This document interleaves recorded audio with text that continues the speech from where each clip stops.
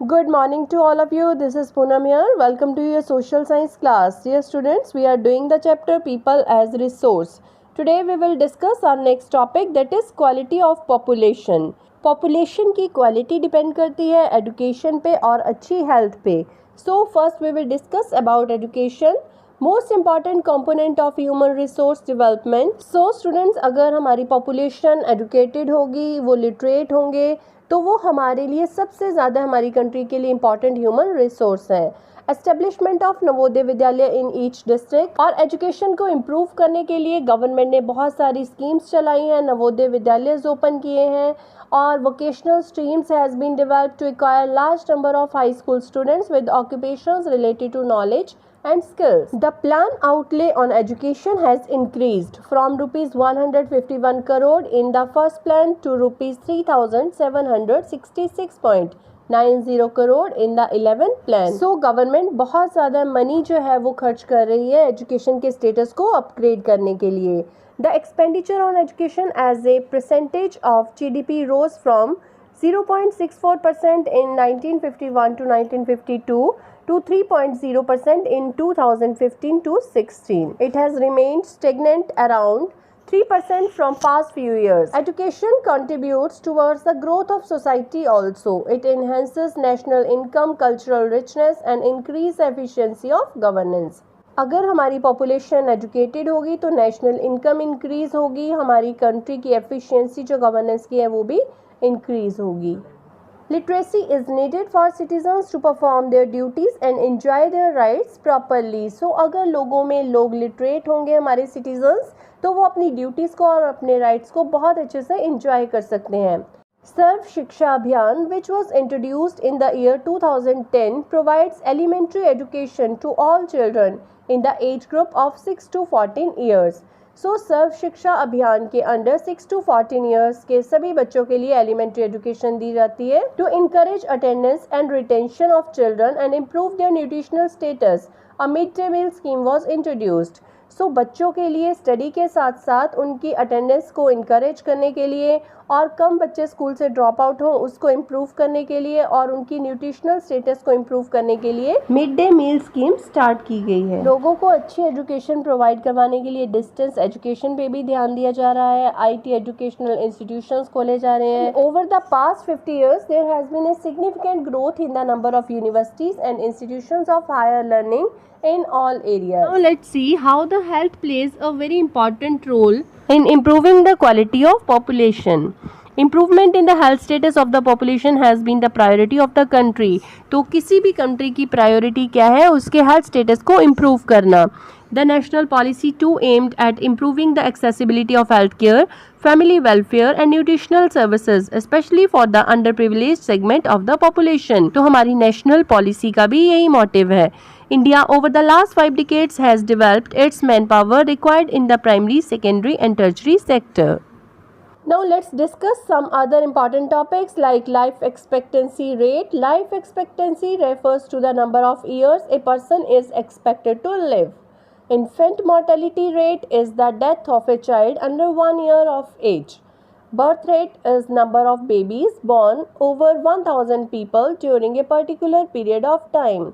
And death rate is number of people per 1000 who die during a particular period of time. So these are simple definition of these terms. So now let's discuss. There are many places in India which do not have even these basic medical facilities. There are only 381 medical colleges in the country and 301 dental colleges. Just 4 states like Andhra Pradesh, Karnataka, Maharashtra and Tamil Nadu have the maximum number of colleges. सो इसके लिए government को और ज़्यादा efforts करने पड़ेंगे क्योंकि 381 medical colleges हैं और 301 डेंटल कॉलेजेस हैं.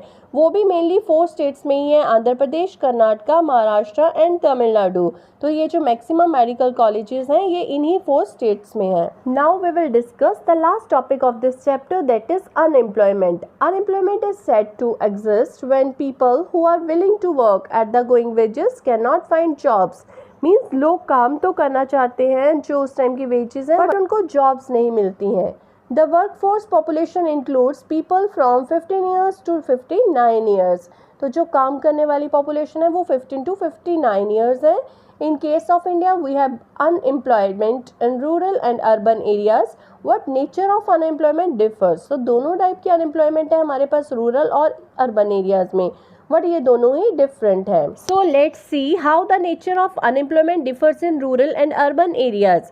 In case of rural areas, there is seasonal or disguised unemployment. Urban areas have mostly educated unemployment. First, we will discuss about rural areas unemployment. So, seasonal unemployment is here. It happens when people are not able to find jobs during some months of the year. बाकी पूरा year तो उनको काम मिलता है, but कुछ particular months होते हैं जिसमें उन लोगों को काम नहीं मिलता है, जॉब नहीं मिलती है। People dependent upon agriculture usually face such kind of problem. So mainly agriculture के ऊपर जो लोग डिपेंडेंट होते हैं उन लोगों को ये प्रॉब्लम फेस करनी पड़ती है। There are certain busy seasons when sowing, harvesting, weeding and threshing is done. Certain months do not provide much work to the people dependent on agriculture. तो कुछ टाइम पीरियड के लिए ऐसा भी होता है एग्रीकल्चर में जब लोगों के पास काम नहीं होता है। So now let's discuss about disguised unemployment. People appear to be employed, they have agricultural plot where they find work. तो ऐसा लगता है कि लोग एम्प्लॉयड है, बट एक्चुअल में ऐसा नहीं होता है। This usually happens among family members engaged in agricultural activity. The work requires the services of 5 people. What engages 8 people? तो किसी काम के लिए जो services हैं required हैं वो 5 people की हैं और 8 लोग उसमें काम कर रहे हैं। The contribution made by the 3 extra people does not add to the contribution made by the 5 people. तो जिस काम को 5 लोग कर सकते हैं उसको 8 लोग कर रहे हैं, तो उन 3 लोगों का काम जो है वो उसमें कंट्रीब्यूट नहीं होता है। The field requires the services of 5 people and the 3 extra people are disguised unemployment. तो जो वो 3 लोग एक्स्ट्रा काम कर रहे हैं उस अनएम्प्लॉयमेंट को हम लोग डिस्गाइज्ड अनएम्प्लॉयमेंट कहते हैं। और अर्बन एरियाज में जो अनएम्प्लॉयमेंट की टाइप है that is educated unemployment, that is common in urban areas. Many youth with matriculation, graduation and post graduation degrees are not able to find job. तो वो लोगों के पास डिग्रीज भी हैं बट उन लोगों को काम नहीं मिल रहा है। तो इफ़ेक्ट्स क्या होते हैं अनएम्प्लॉयमेंट के? It leads to wastage of man power resources. The people who are an asset became a liability, creates a feeling of hopelessness and despair among the young people, increases economic overload on the working population. So unemployment के बहुत bad effects पड़ते हैं। इससे जो हमारे man power resources हैं वो waste होते हैं और जो लोग हमारे एसेट हैं वो लाइबिलिटी बन जाते हैं, एक रिस्पॉन्सिबिलिटी बन जाते हैं। इससे होपलेसनेस और डिस्पेयर की फीलिंग आती है यंग लोगों में और इससे जो काम करने वाले लोग हैं उनके ऊपर इकोनॉमिक ओवरलोड जो है वो इंक्रीज हो जाता है। In the primary sector, employment structure characterized by self-employment. Agriculture is the most labor-absorbing sector of the economy, but in recent years there has been a decline in the dependence of population on agriculture. तो agriculture में बहुत ज़्यादा जो ये labour absorbing sector है, but पिछले कुछ सालों में लोगों की डिपेंडेंस जो है पॉपुलेशन की एग्रीकल्चर के ऊपर वो कम हुई है। Surplus labour in agriculture has move to either the secondary और द टर्शरी सेक्टर। ये जो सरप्लस लेबर है ये दूसरी जो सेक्टर्स हैं जैसे कि सेकेंडरी और टर्शरी सेक्टर, उन सेक्टर्स की तरफ मूव कर रहे हैं। Secondary sector small scale manufacturing was the most labour absorbing. और जो स्मॉल स्केल मैन्युफैक्चरिंग इंडस्ट्रीज हैं इनमें भी बहुत सारी लेबर रिक्वायर्ड है। Tertiary sector various new services are now appealing like biotechnology, information technology and so on. और जो टर्शरी सेक्टर है, सर्विस सेक्टर है, वो भी बहुत सारी सर्विसेज लोगों को प्रोवाइड करवा रहा है।